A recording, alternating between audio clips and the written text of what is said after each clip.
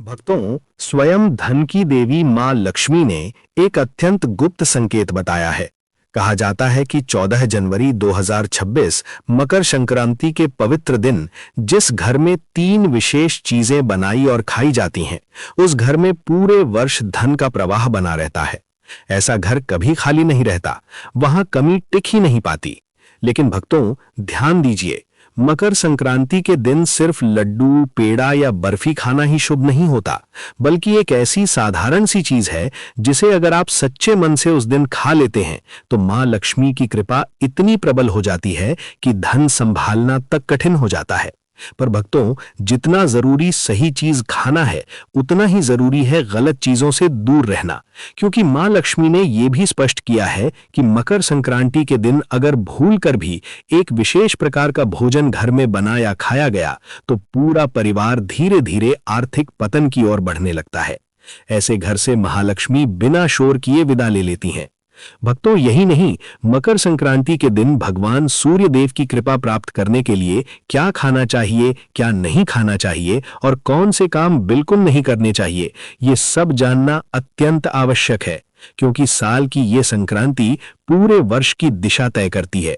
कहा जाता है कि जो लोग मकर संक्रांति के पवित्र दिन 5 विशेष गलतियां कर बैठते हैं, उनके जीवन में कंगाली आने में देर नहीं लगती। उनके घर में पैसा आता तो है, लेकिन टिकता नहीं, और जिस घर में धन नहीं टिकता, वहां सुख भी नहीं टिकता।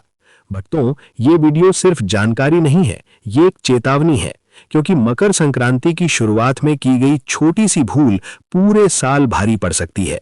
और जो लोग इस तरह की बातें आधी अधूरी सुनते हैं, वे अक्सर जीवन में भी अधूरी ही सफलता पाते हैं।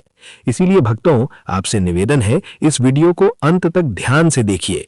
बीच में छोड़ना, काट काट कर देखना या नजरअंदाज करना स्वयं अपने भाग्य को नजरअंदाज करने जैसा है। आगे इस वीडियो में हम आपको बताएंगे एक ऐसी चीज जिसे अगर आप मकर संक्रांति को घर ले जाते हैं तो आपके घर में धन की कमी कभी नहीं होती। 3 ऐसे कार्य जिनसे मां लक्ष्मी तुरंत प्रसन्न होती हैं, और वो चीजें जिन्हें मकर संक्रांति से पहले घर से निकाल फेंकना अत्यंत आवश्यक है। भक्तों, मकर संक्रांति का दिन बहुत ही पवित्र और शक्तिशाली होता है। इस दिन किया गया हर कार्य कई गुना फल देता है। इसलिए कोई भी गलती, चाहे अनजाने में ही क्यों ना हो, आपके जीवन पर भारी प्रभाव डाल सकती है। इसीलिए आगे की सारी बातें हम आपको क्रम क्रम से पूरी स्पष्टता के साथ बताएंगे। भक्तों, अब हम आपको बताते हैं उन विशेष चीजों के बारे में जिन्हें अगर आप 14 जनवरी मकर संक्रांति के दिन अपने घर में ले आते हैं तो धन की दिशा स्वयं आपके घर की ओर मुड़ जाती है। कहा जाता है कि इन वस्तुओं का संबंध सीधे मां लक्ष्मी की स्थायी कृपा से होता है। सबसे पहली चीज है धातु का कछुआ। भक्तों, शास्त्रों में कछुए को स्थिरता और धैर्य का प्रतीक माना गया है। जिस घर में धातु का कछुआ स्थापित होता है, वहां धन आता तो है, लेकिन उससे भी बड़ी बात यह है कि धन टिकता है। ऐसे घर में अचानक खर्चे नहीं बढ़ते और पैसों की तंगी बार बार नहीं आती। अगर आप इसे अपने घर की तिजोरी, पूजा स्थल या कार्यस्थल पर रखते हैं तो तरक्की के रास्ते धीरे धीरे खुलने लगते हैं। दूसरी अत्यंत शुभ वस्तु है तुलसी का पौधा। भक्तों, तुलसी केवल एक पौधा नहीं है, बल्कि साक्षात देवी स्वरूप मानी जाती है। जिस घर में तुलसी का पौधा सही विधि से लगाया और उसकी सेवा की जाती है, वहां नकारात्मक ऊर्जा टिक नहीं पाती। मकर संक्रांति के दिन तुलसी का पौधा घर लाना विशेष फलदायी माना गया है, क्योंकि इससे पूरे वर्ष घर में सकारात्मकता और मानसिक शांति बनी रहती है। तीसरी चीज है दक्षिणावर्ती शंख। भक्तों, दक्षिणावर्ती शंख को मां लक्ष्मी का निवास स्थान कहा गया है। मान्यता है कि जिस घर में यह शंख होता है, वहां धन की कमी नहीं रहती। मकर संक्रांति के दिन इसे घर लाने से पूरे वर्ष मां लक्ष्मी की कृपा बनी रहती है और रुके हुए काम धीरे धीरे पूरे होने लगते हैं। चौथी वस्तु है मोर पंख। भक्तों, मोर पंख भगवान श्री कृष्ण को अत्यंत प्रिय है। इसे घर लाने भक्तों, मोर पंख में रखने से न केवल आर्थिक स्थिति मजबूत होती है, बल्कि घर में आपसी प्रेम और सौहार्द भी बना रहता है। माना जाता है कि मोर पंख घर की नकारात्मक दृष्टि को भी दूर करता है। 5वीं चीज है लघु नारियल। मकर संक्रांति के दिन लघु नारियल को खरीदकर विधि विधान से पूजा करने के बाद तिजोरी में रखना अत्यंत शुभ माना गया है। ऐसा करने से धन संपत्ति में धीरे धीरे वृद्धि होती है और परिवार में समृद्धि बनी रहती है। भक्तों, ध्यान रखिए, इन चीजों को केवल दिखावे के लिए नहीं बल्कि श्रद्धा और विश्वास के साथ घर में लाना चाहिए, क्योंकि मां लक्ष्मी भाव देखती हैं, दिखावा नहीं। अब आगे हम आपको बताएंगे कि मकर संक्रांति के दिन कौन से काम भूलकर भी नहीं करने चाहिए, क्योंकि जितना जरूरी शुभ चीजें अपनाना है उतना ही जरूरी अशुभ कर्मों से दूर रहना भी है।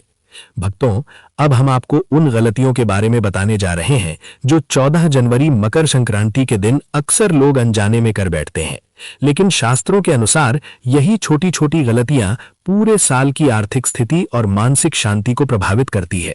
सबसे पहली और सबसे बड़ी भूल है लड़ाई झगड़ा और वाद विवाद। मकर संक्रांति के पवित्र दिन अगर घर में कलह होती है तो पूरे वर्ष उसी ऊर्जा का प्रभाव बना रहता है। कहा जाता है कि जिस घर में संक्रांति के दिन अशांति होती है वहां मां लक्ष्मी प्रवेश करने से कतराती हैं। इसलिए इस दिन घर में शांति, संयम और मधुर वाणी बनाए रखना अत्यंत आवश्यक है। दूसरी गलती है तामसिक भोजन का सेवन। भक्तों, मकर संक्रांति केवल तारीख बदलने का दिन नहीं होता, बल्कि ये एक पवित्र दिनों का आरंभ माना जाता है। इस दिन मांस, मदिरा या अत्यधिक मसालेदार भोजन करने से घर की सकारात्मकता कम हो जाती है। मान्यता है कि संक्रांति के दिन जैसा भोजन होता है वैसी ही प्रवृत्ति पूरे वर्ष बनी रहती है। तीसरी बड़ी भूल है कर्ज लेना या उधार मांगना। मकर संक्रांति के दिन अगर आप किसी से कर्ज लेते हैं तो पूरे वर्ष आर्थिक दबाव बना रहता है। ये दिन धन के आवागमन को दिशा देने का दिन होता है, इसलिए इस दिन किसी भी प्रकार का लेन देन सोच समझकर ही करना चाहिए। चौथी गलती है घर को अव्यवस्थित और गंदा रखना। मकर संक्रांति के दिन अगर घर में अव्यवस्था होती है तो इसका सीधा प्रभाव धन और सौभाग्य पर पड़ता है। कहा जाता है कि मां लक्ष्मी स्वच्छता और अनुशासन से प्रसन्न होती है, इसलिए इस दिन घर को साफ और व्यवस्थित रखना अत्यंत शुभ माना गया है। पांचवी भूल है धारदार वस्तुओं की खरीदारी।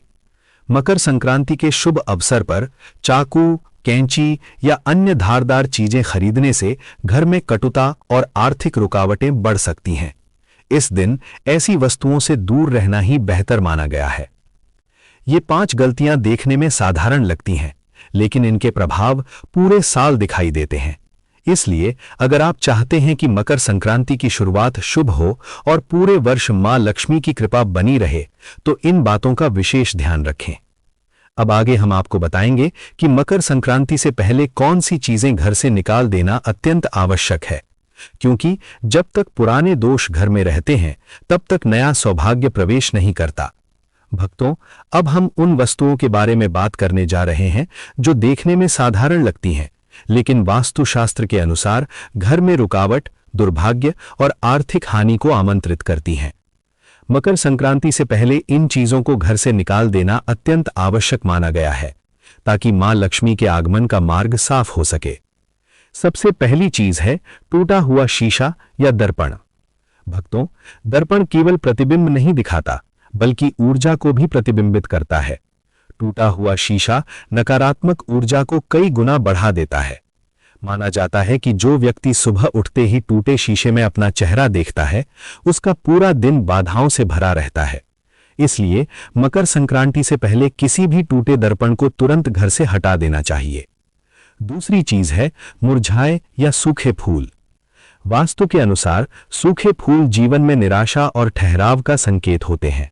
कई लोग सजावट के बाद फूलों को हटाना भूल जाते हैं, जिससे घर में नकारात्मकता बढ़ने लगती है। मकर संक्रांति से पहले ऐसे सभी मुरझाए फूलों को बाहर निकालकर ताजे और सुगंधित फूलों से स्थान भरना चाहिए। तीसरी चीज है महाभारत या युद्ध से संबंधित चित्र और पेंटिंग। शास्त्रों में स्पष्ट कहा गया है कि घर में युद्ध, संघर्ष या रक्तपात से जुड़ी तस्वीरें नहीं लगानी चाहिए। महाभारत भले ही एक महान ग्रंथ है, लेकिन उसकी युद्ध से जुड़ी छवियां घर में तनाव और क्लेश को जन्म देती हैं। यदि आपके घर में ऐसी कोई तस्वीर है तो मकर संक्रांति से पहले उसे हटा देना ही उचित है। चौथी वस्तु है खंडित मूर्तियां या फटी हुई देवी देवताओं की तस्वीरें। वास्तुशास्त्र के अनुसार ऐसी वस्तुएं रखना अशुभ माना गया है। इससे घर में आर्थिक नुकसान और मानसिक अशांति बढ़ती है। ध्यान रहे, इन्हें कभी फेंकना या जलाना नहीं चाहिए। इन्हें किसी पवित्र नदी में विधिपूर्वक प्रवाहित कर देना ही सही उपाय माना गया है। पांचवी चीज है छत या कोनों में रखा बेकार और टूटा फूटा सामान। भक्तों, घर की छत को बोझिल रखना आर्थिक रुकावटों को आमंत्रित करता है। कई बार सफाई के बाद निकला कचरा छत पर जमा कर दिया जाता है, जो धीरे धीरे नकारात्मक ऊर्जा का स्रोत बन जाता है। मकर संक्रांति से पहले छत और कोनों को पूरी तरह खाली और स्वच्छ कर देना चाहिए। जब घर से पुराने और अशुभ तत्व निकलते हैं, तभी नया सौभाग्य प्रवेश करता है। इसलिए इन बातों को हल्के में ना लें। अब आगे हम आपको बताएंगे कुछ और ऐसी चीजें जिनकी अनदेखी आपके अच्छे समय को कठिनाइयों में बदल सकती है। भक्तों, अब हम उन चीजों के बारे में बताएंगे जिन्हें लोग अक्सर छोटी बात समझकर नजरअंदाज कर देते हैं, लेकिन वास्तुशास्त्र के अनुसार यही चीजें धीरे धीरे घर की सकारात्मक ऊर्जा को कमजोर कर देती हैं और आर्थिक तरक्की में रुकावट बनने लगती है। छठी चीज है मकड़ी के जाले और जमा हुई गंदगी। कहा जाता है कि जहां मकड़ी के जाले होते हैं, वहां सौभाग्य फंस जाता है। जिस घर में लंबे समय तक सफाई नहीं होती, वहां लक्ष्मी माता का वास स्थायी नहीं रह पाता। जैसे दीपावली पर घर की विशेष सफाई की जाती है, वैसे ही मकर संक्रांति से पहले भी घर के हर कोने को साफ करना अत्यंत आवश्यक है। सातवीं चीज है खराब या बंद पड़े ताले। भक्तों, ताला केवल दरवाजा बंद करने का साधन नहीं है, बल्कि ये भाग्य के द्वार का प्रतीक भी माना जाता है। जो ताले जंग लगे हों, टूटे हों या इस्तेमाल में न आ रहे हों, वे घर में रुकावट और दुर्भाग्य का संकेत बन जाते हैं। ऐसे ताले करियर में अड़चन और धन के रास्तों को बंद कर देते हैं। इसलिए मकर संक्रांति से पहले सभी खराब तालों को घर से निकाल देना चाहिए। आठवीं चीज है पुराने, फटे या उल्टे पड़े जूते चप्पल। वास्तु के अनुसार जूते चप्पल जीवन के संघर्ष से जुड़े होते हैं। घर में फटे जूते चप्पल रखने से संघर्ष और मेहनत बढ़ती जाती है, लेकिन परिणाम कम मिलते हैं। अगर कोई चप्पल उल्टी पड़ी हो तो उसे तुरंत सीधा कर देना चाहिए। मकर संक्रांति से पहले पुराने जूते चप्पल घर से बाहर निकाल देना शुभ माना गया है।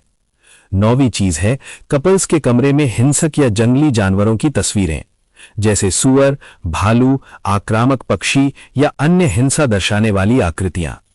वास्तुशास्त्र के अनुसार ऐसी तस्वीरें रिश्तों में तनाव और घर में अशांति बढ़ाती हैं। इससे आर्थिक स्थिरता भी प्रभावित होती है। इसलिए मकर संक्रांति से पहले इससे पहले यह समझना भी आवश्यक है कि इसे मकर संक्रांति या उत्तरायण क्यों कहा जाता है और इस दिन की विशेष महिमा क्या है। हमारी सनातन परंपरा, वेद, पंचांग और ज्योतिष के अनुसार देवताओं के यहाँ समय का क्रम हमसे अलग होता है। वहां 6 महीने रात रहती है और 6 महीने दिन के समान रहते हैं। हमारे एक वर्ष में उनके एक दिन और एक रात पूरी होती है। सूर्यदेव निरंतर गति करते हुए 12 राशियों से होकर गुजरते हैं। जब सूर्य दक्षिण दिशा की ओर झुकता है और दिन छोटे होने लगते हैं, तो उसे दक्षिणायन कहा जाता है। यह स्थिति तब बनती है जब सूर्य कर्क राशि में प्रवेश करता है। इसके बाद जब सूर्य धनु राशि से आगे बढ़कर मकर राशि में प्रवेश करता है, तभी से उत्तरायण आरंभ होता है। मकर राशि में प्रवेश का यही क्षण मकर संक्रांति कहलाता है। ये प्रायः जनवरी में आता है, कभी 13, कभी 14 और कभी 15 जनवरी को।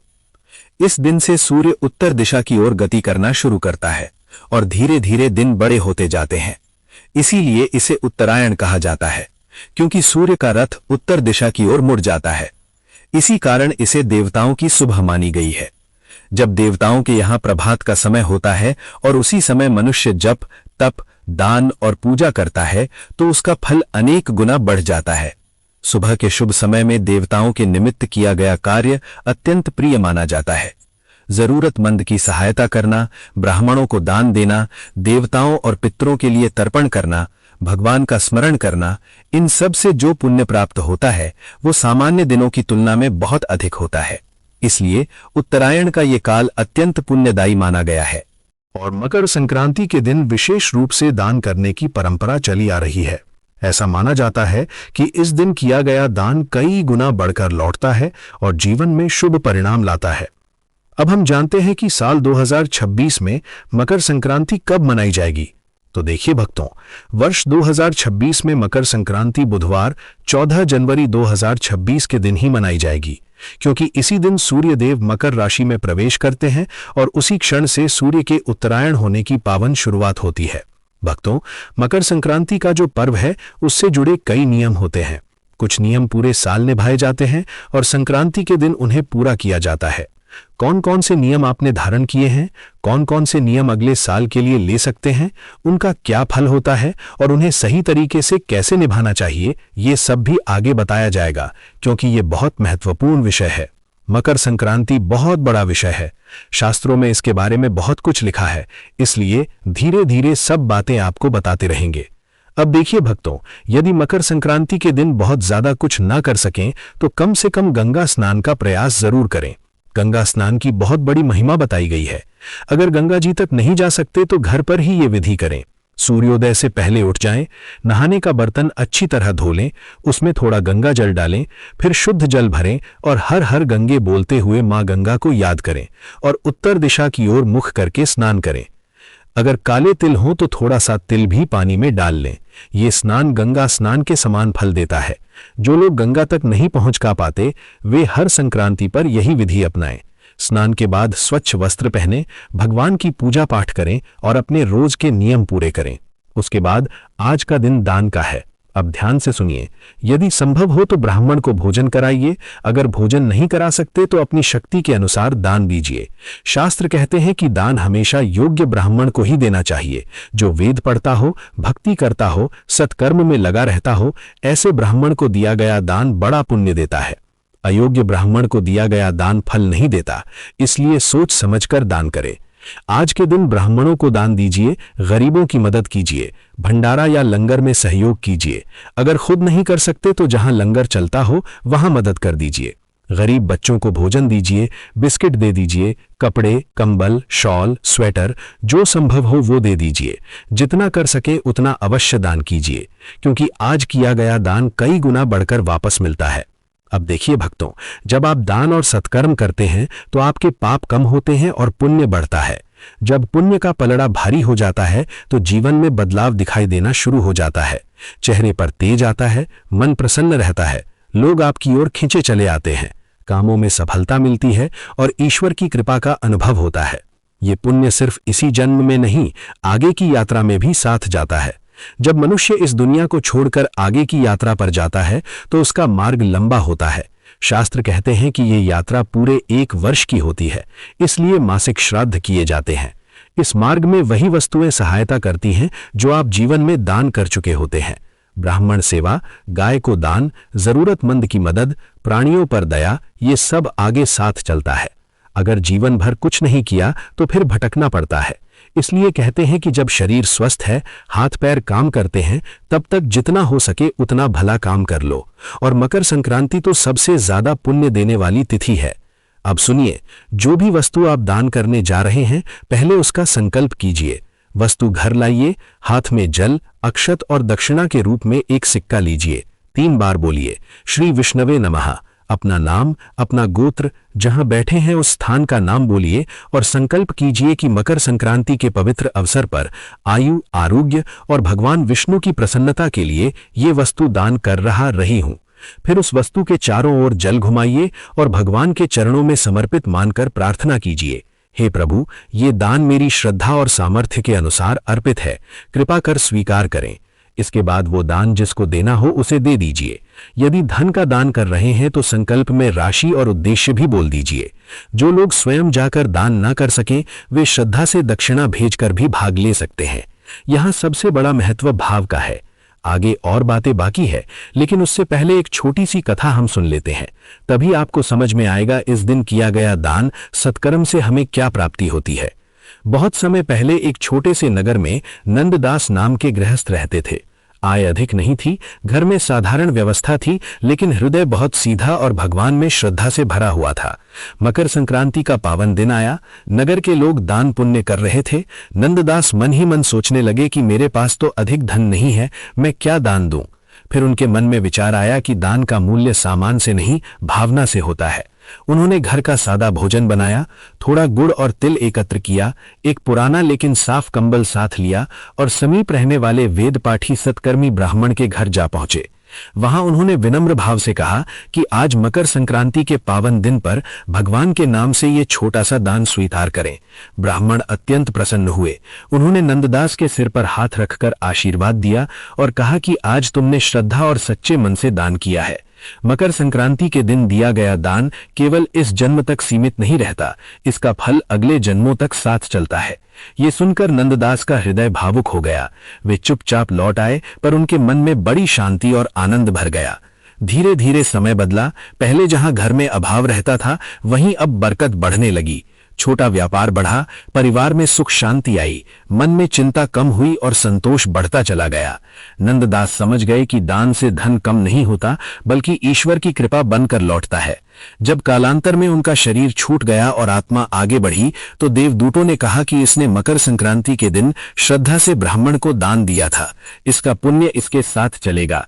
अगले जन्म में वही आत्मा एक संपन्न और सद्गुणों से युक्त परिवार में जन्म ली। जहां पहले मांगने की स्थिति थी, वहां अब देने की सामर्थ्य लेकर पैदा हुए।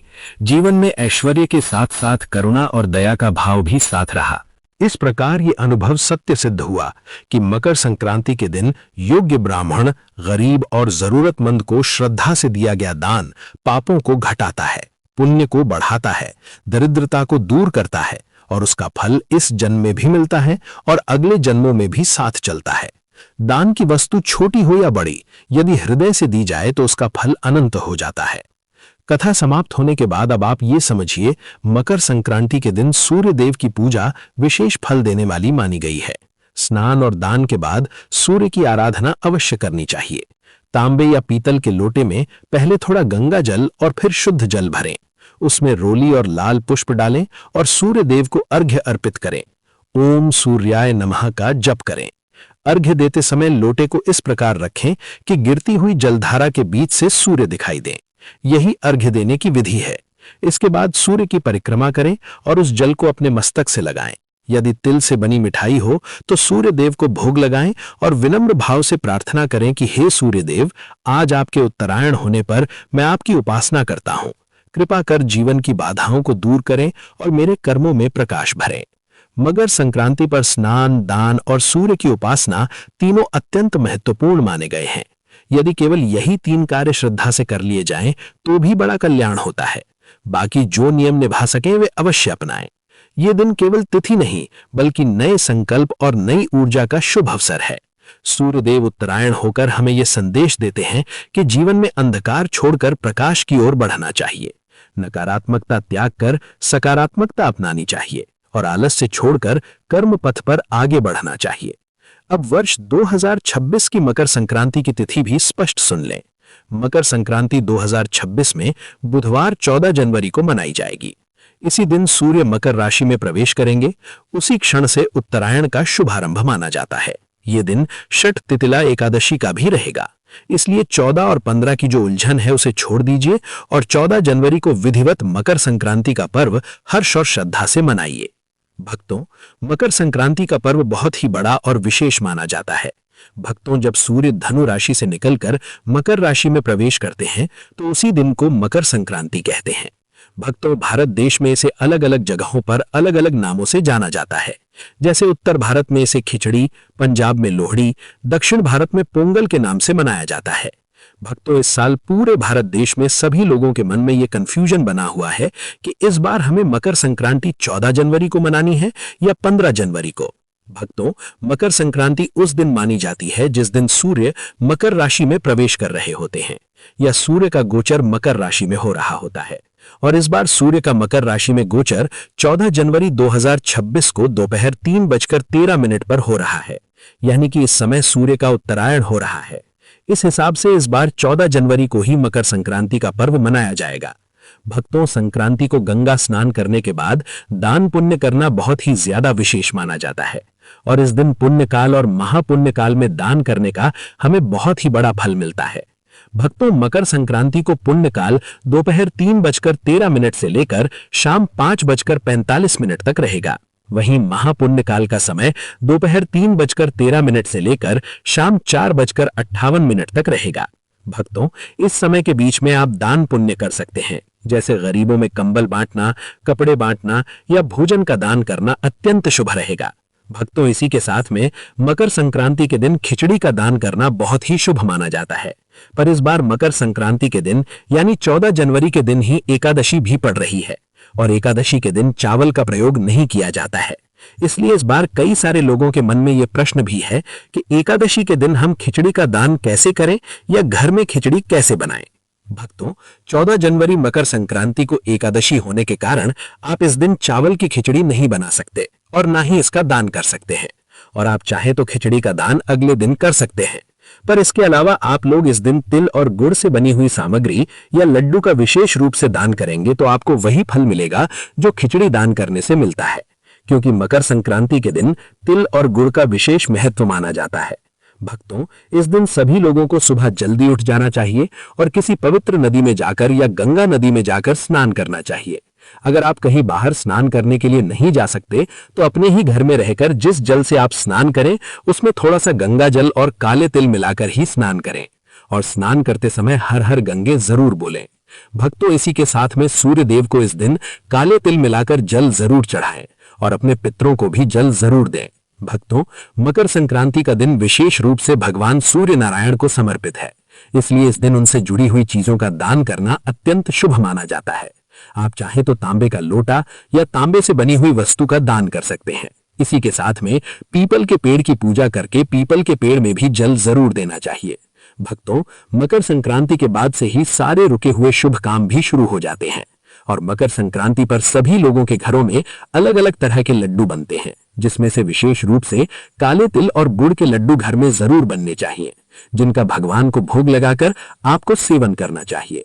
भक्तों, अब हम आशा करते हैं कि मकर संक्रांति से जुड़ा हुआ जो भी प्रश्न आपके मन में था उसका उत्तर आपको मिल गया होगा। फिर भी अगर आपके मन में कोई प्रश्न हो तो वो आप हमसे कमेंट करके पूछ सकते हैं। और आप हमारी ये वीडियो कहां से देख रहे हैं ये भी कमेंट में जरूर बताएं। राधे राधे मेरे प्रिय भक्तों।